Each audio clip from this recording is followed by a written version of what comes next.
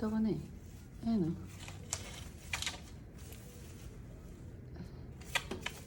Napatay ko na nga ata eh. Ah, nagtatago lang siya. Ayan. Tayo na. Ah! Wala. Hindi dapat sa pinapatay eh. No? Hindi siya makuha. Ay, kita niya?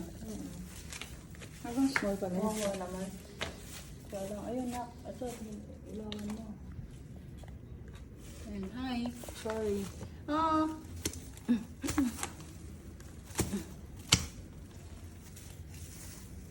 Sorry, bro. Sorry, I have to kill you.